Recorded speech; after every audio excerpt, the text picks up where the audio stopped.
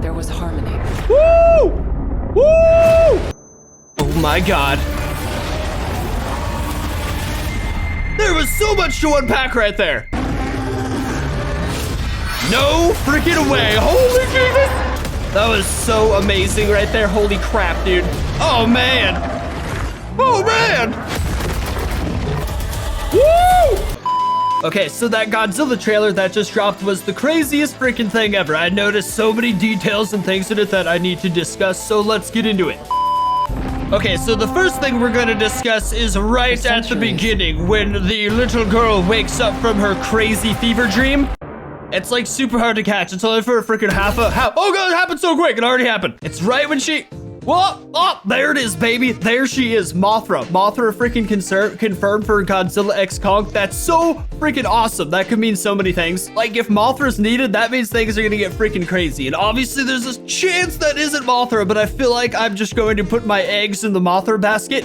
Damn it, it happened so fast. Here's a photo of it though. I mean, you can decipher that however you want. Maybe it's not Mothra. There's a chance it's not, but like her egg was in the King of the Monsters. There is a chance for another Mothra. She always lays an egg before she dies. This combined with the fact that we have another new we have like 2 new Godzilla forms. We have this new glowing blue, beautiful Godzilla atomic form, which I don't know what we're even gonna call that one yet, but this one evidently can also pulse on its own. It doesn't need to go nuclear to let off a nuclear pulse with Mothra's help, so now I'm also extra confused what Mothra is going to be for, because he doesn't need her to pulse anymore. This new Godzilla form, though, that can freaking pulse and radiates blue is like, it raises so many questions on its own. We have so many new Godzilla forms coming out in this movie. Part of me thinks it's just so they could sell a bunch of different figures, but I'm okay with that also, because I want all the figures. It's crazy. It's like if Godzilla could pulse on its own now and like do its own stuff, it really makes you wonder why he would need to evolve into that crazy like spiked pink form, and if that form is even permanent, if he's gonna go back to this one after. But if it's not permanent, that means he would like lose the extra dorsal spikes he grows. It's very confusing, but I'm excited no matter what. For war. Also, what about this, dude? The freaking Council of Kongs, not just these guys up here who are as like drum set, but also equipped with I guess they're all just wearing the mark of the Scar King, which is that big red handprint. But these guys aren't a part of all the imprisoned Kong down below. These are like his legit infantry right here, his controlled people, which is very intimidating. But what's also crazy is these guys. These 3 apes right here. My God, look at those monsters. Those are the Council of Ape right there. The Council of Scar King, I'm assuming. Like his most trusted advisors. These dirty bastards have the most evil faces I've ever seen. They all look like freaking Koba from Planet of the Apes. You know, that like evil ape. This one on the far left is just wearing the mark of Scar King, like just the handprint. But the other ones are specifically much more decked out with war paint, which makes me think they're definitely like colonels or just like upper people in his military. Plus they're up there. They come out of his trusted cave. Like there's something up with these apes, dude. They're gonna do something pretty freaking terrible. Especially that monstrosity on the far right. I hope they all just go for Godzilla and he just like atomic breath slaughters them all. That'd be so beautiful.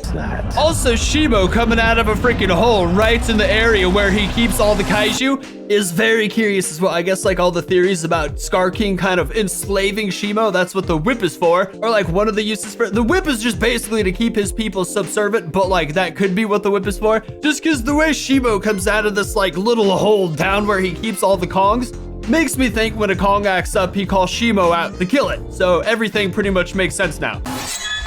This also appears to be how Kong may legitimately use the use of that hand, because right there, the hand is completely frozen over. If you get frostbite on your hand, that's like kaputs for your hand, especially if it lasts a bit.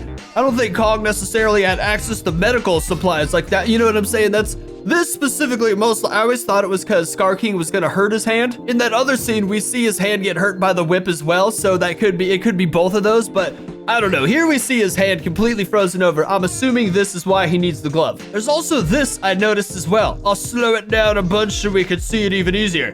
When Kong is running through Hollow Earth here, there's a trail behind him growing that I thought was just like lighting based off how they were, like, I don't know, kind of filming the scene. But the more I looked at it, it looks like a trail of ice growing right behind Kong. I'm thinking this is when he escapes the area where he was fighting fighting Scar King. This is him like escaping the reach of freaking Shimo's ice breath. I think someone else has confirmed this as well. I didn't really like agree with it or take notice of it, but now it's painfully obvious to me. Here we have Shimo just freezing over the ocean. The crazy thing about this is Shimo is standing freaking standing out in the middle of the ocean, meaning like, and not just like how Godzilla stands, I mean like the ocean is solid frozen over. Dude is like a mile off the coast standing on a solid block of ice that is going to devastate the ecosystem. I am extremely curious why she's shooting, because Shimo's a woman, right? Why is she shooting her ice breath up in the sky? I'm thinking either that's Mothra or it's just like an intimidation display, or she's just causing a freaking mega blizzard. Now this I wanted to show, someone in my Discord pointed it out. This dude, when Kong punches him in the face, he's holding Kiko, baby Kong right there, and his mouth is wide open. It legitimately, also the size difference between Kiko and freaking Scar King is crazy. But it looks like he's legitimately about to take a bite out of, or like eat that child's head. I don't know. That's just what I thought. Like that's what my Discord thought as well. It's suspicious. If you're caught holding a child with your mouth open, you know, at moments from taking a bite out of it, it's gonna look like you're taking a bite out of that child. Another thing I felt heavily discussion worthy, aside from the fact that if this happened, I would be freaking running off with that. Although it'd be hard to steal that tooth. It's like the size of a Subaru.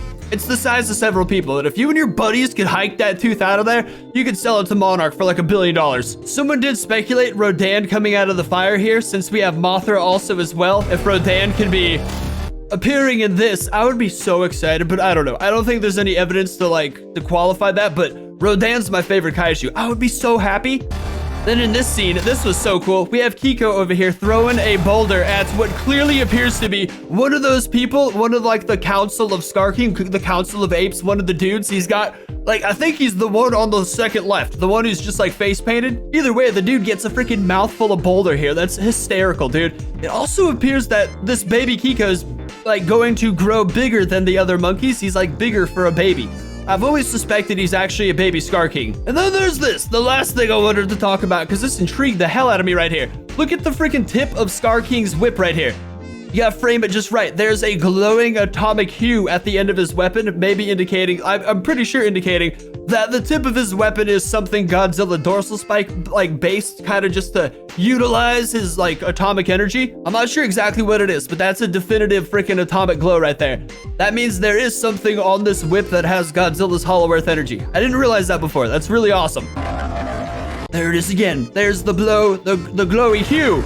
Then Kong just punches the crap out of it. And right there we see Kong's new shiny metal tooth also. Look at that tooth, it's beautiful. Oh my God, his other teeth are so yellow. But yeah, that tooth is so sick right there. You gotta wonder if it was knocked out in a fight with the Scar King and it was like added when he got his new glove. You also gotta wonder if there was like a family in that building that just got launched right there. What a crazy way to die.